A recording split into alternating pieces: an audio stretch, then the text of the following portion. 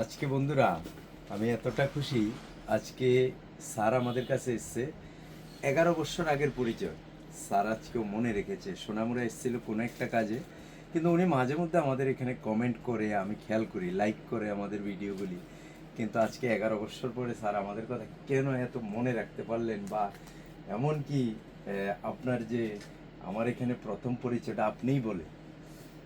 আমি এই দোকানে প্রথম আসি। কাকতালীয়ভাবে আমার একটা শার্ট, আমি যখন সোনামুড়ায় এনসিএ চাকরি করি তখন গাড়িতে আসার সময় আমার একটা শার্ট ছিঁড়ে গেছিলো। তখন আমাদের শ্রদ্ধেয় শিক্ষক নকুলদা নিয়ে এসেছিলেন, ওনার দোকানটার নাম ছিল তখন বস্ত্রদ্বীপ।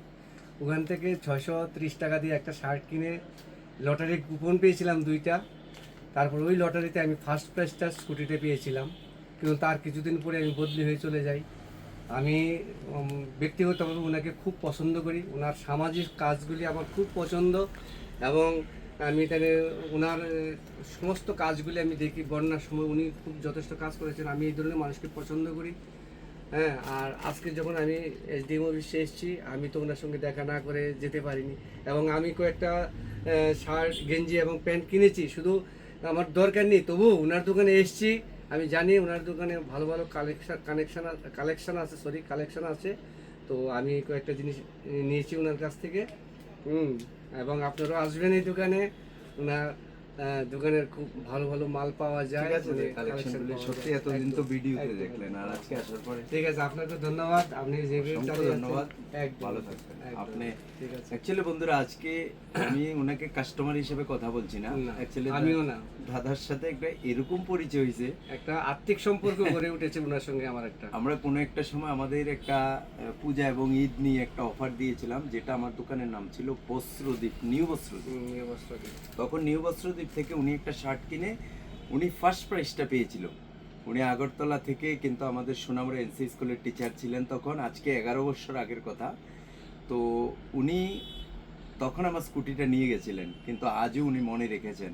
এটা আমার কাছে অনেক গর্বের। আর যেটা বললেন, সামাজিক কাজ আমি যতদিন থাকি ততদিন চলবে, তবে তার মধ্যেও কিছু বিরোধিতা এসেই একটা যায়। কথা বলবে, কাজ করলে কথা বলে, আমিও করি। আমিও সামাজিক কাজ যতটুকু পারি করি। কাজ যারা করে তাদের সমালোচনা মানুষ করেই, আর যারা কাজ করে না, তারা যারা ফাঁকিবাজ, তারা কথাও শুনে না। সমালোচনা নিয়ে একদম। বিষয় না, কারণ কোনো একটা সময় যখন একটা খারাপ কমেন্ট দেখতাম তখন কেন জানি ব্রেনের মধ্যে লাগতো। এখন আর না, লাগে না, না, না, কিছু এটা মনে অভ্যস্ত করবেন না। হয়ে গেছে। হ্যাঁ। কারণ হচ্ছে আমি দেখেছি নিজের পকেটের টাকা খরচ করে সত্যি সত্যি কাজটা করেছি, সময় দিয়েছি। যেমন বন্যার কথা উঠালেন, বন্যার সময় নিজের পকেট থেকে প্রায় আমি লাখ দেখেছি টাকার আপনার মতো কাজগুলি, খরচা যে করেছি। কাজগুলি সবাই করতে পারে না। ঘরে বসে বসে অনেকে অনেক ধরনের মন্তব্য করবে, যে এখানে নিশ্চয়ই কোনো একটা ফায়দা আছে, এরকম ধরনের মন্তব্য করবে, কিন্তু তারা সামনে এগিয়ে এসে করতে চায় তবে না, স্যার করবে একটা না। জিনিস বলবো, এখান থেকে এই মানুষগুলো আবার কিন্তু কিছু কিছু মানুষ আমার সাথে কথা বলেছে, ভাই তোমাকে ওই সময় ভুল একদম, বুঝেছিলাম, একদম, হ্যাঁ। কিন্তু পরে দেখেছি না তুমি ঠিক। হুম। তখন কিন্তু আলাদা একটা আনন্দ পাই, রাইট, রাইট। যে ভুল মানুষই করবে, তাতে কোনো বিষয় না। তবে বন্ধুরা, কাউকে কোনো খারাপ কমেন্ট করতে গেলে আগে যাচাই করবে আমি কে, একদম, আমি কি করছি। একদম। তো আমি ঠিক থাকবো তো দুনিয়া ঠিক। তো এটা সবসময় মনে করে কাজ করি। আর ভুল ভ্রান্তি হবে তো ভালোভাবে কমেন্ট করে বা ফোন করে বুঝিয়ে দেবে, আমি সত্যি খুশি হব। কিন্তু খারাপ কমেন্ট করে কিছু বলতে চাইলে না, এটা তো হয় না কোনো। আর আমি সায়ন গার্মেন্টসের শ্রীবৃদ্ধি ঘটুক, আমি ঈশ্বরের কাছে প্রার্থনা করি উনি ভালো মানুষ, ওনার আরও ডেভেলপ হোক, আমি মনে প্রাণে ঈশ্বরের কাছে বলি। ধন্যবাদ আপনাকে। ধন্যবাদ, আর আপনাকে বাকিরাও ধন্যবাদ।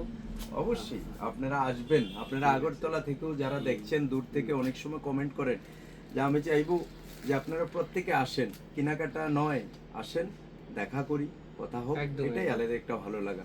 ভালো থাকবেন সকলে, থ্যাংক ইউ।